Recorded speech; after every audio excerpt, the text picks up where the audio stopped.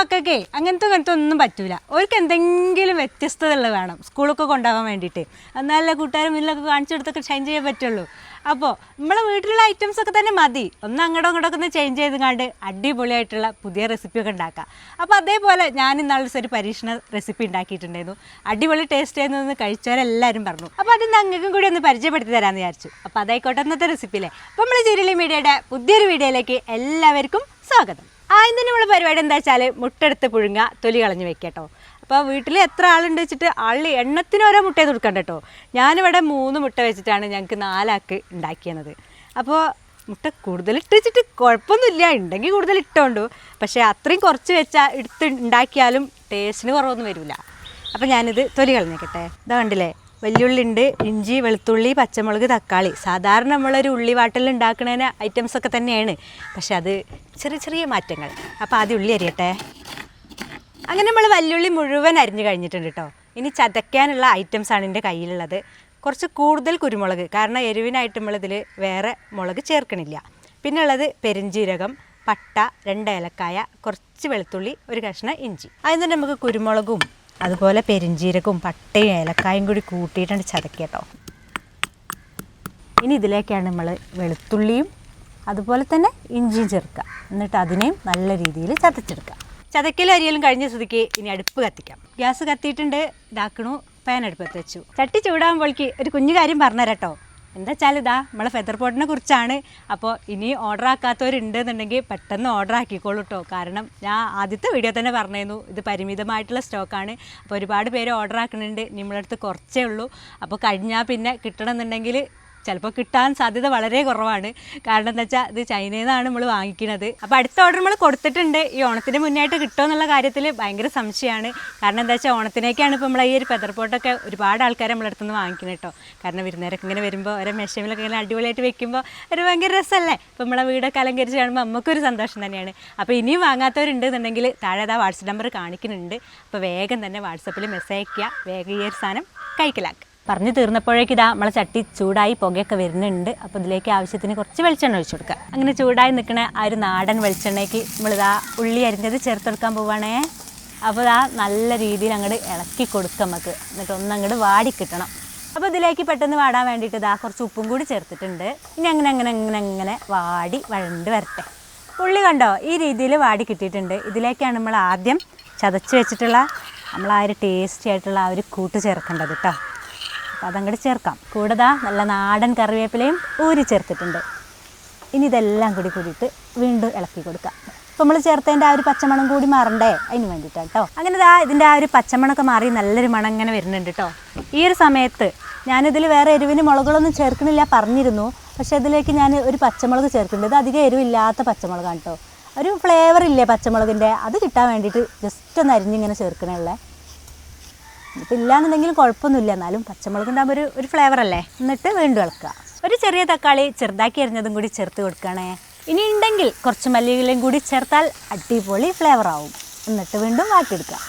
അപ്പോൾ ഇനി ഈ തക്കാളിയൊക്കെ ഒന്ന് വാടി നല്ലപോലെ ഒന്ന് സെറ്റാക്കി കിട്ടാൻ വേണ്ടിയിട്ട് നമുക്കൊന്ന് നടുക്കിലേക്കൊക്കെ ഇങ്ങനെ ആക്കി വെച്ചതിന് ശേഷം ഒന്നങ്ങടെ അടച്ചെടുക്കുക. എന്തായി, തക്കാളിക്ക് വാടിയോ? വല്ലാതെ വാടിയിട്ടില്ല കേട്ടോ. അപ്പോൾ ഒന്നിങ്ങോട്ട് ഇളക്കി കൊടുക്കുക നമ്മൾ. തക്കാളി വാടണം, അപ്പോൾ ഒന്നും കൂടി അടച്ചേക്കുക.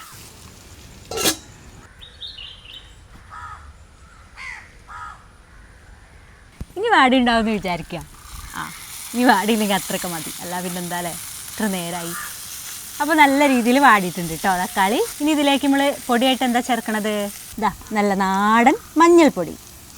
ഇളക്കാം.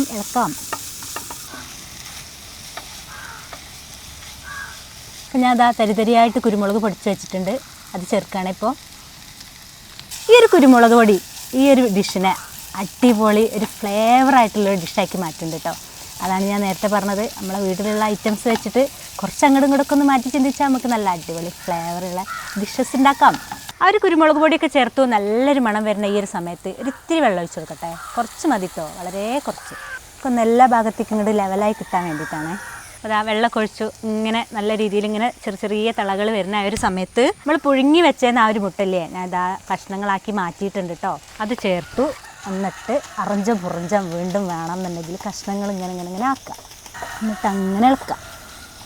ആ ഒരു മസാലയിൽ ഇങ്ങനെ പൊതിഞ്ഞ് കുളിച്ച് നിൽക്കണ ആ ഒരു മുട്ടകളെ കണ്ടില്ല നിങ്ങൾ കണ്ടോ? ഒക്കെ പൊടി പൊടി പൊടി പൊടിയായിട്ട് നമ്മളിങ്ങനെ ഇങ്ങനെ ഇങ്ങനെ ആക്കുമ്പോൾ ഇങ്ങനെ ആയിക്കോളും. അതാണ് ഞാൻ നേരത്തെ ഫസ്റ്റ് പറഞ്ഞത്, ഓരോരുത്തർക്കും ഓരോരോ മുട്ടയൊന്നും വേണമെന്നില്ല. അപ്പോൾ ഒരു പൊടിക്ക് ഉപ്പും കൂടി ആവാം, അതും കൂടി ചേർത്തിട്ടുണ്ട്. അതിൻ്റെ മുകളിലേക്ക് കുറച്ച് നല്ല മല്ലിയിലയും കൂടി ഇങ്ങനെ അങ്ങോട്ട് അരിഞ്ഞത് ചേർത്താൽ വേറെ ലെവലാവട്ടോ. എന്നിട്ട് ഇളക്കിയിട്ട് നമുക്ക് ഗ്യാസൊക്കെ ഓഫാക്കി വാങ്ങാം. അങ്ങനെ ആവി പെറുക്കി നമ്മളെ ഈ ഒരു മുട്ട മസാല കഴിക്കാനായിട്ട് ഇതാ പ്ലേറ്റിലേക്ക് അങ്ങോട്ട് മാറ്റി കൊടുക്കാം. അപ്പോൾ കഴിക്കാനായിട്ട് ഒരുങ്ങാണ്. കഴിക്കാനായിട്ട് ഇതാ പൊറാട്ടയാണ് നമ്മൾ എടുത്തിട്ടുള്ളത് കേട്ടോ. അപ്പോൾ പൊറാട്ട മാത്രമല്ല, അപ്പോൾ ഇന്ന് പൊറാട്ട കഴിക്കാനൊരു കൊതി, അതുകൊണ്ടാണ് പൊറാട്ട വാങ്ങിപ്പിച്ചത്. അപ്പോൾ ഇത് ചപ്പാത്തി, നൂലപ്പം, ദോശ, ചോറ് എല്ലാത്തിൻ്റെ കൂടെ അടിപൊളിയായിട്ട് ചേർന്ന് പോണ ഒരു ഡിഷ് തന്നെയാണ്. ഇതേപോലെ ഒരു കോരി ഇങ്ങനെ ഇതേപോലെ എടുത്തതിന് ശേഷം പൊറോട്ടയ്ക്ക് ഇങ്ങനെ വെച്ച് കൊടുക്കുക.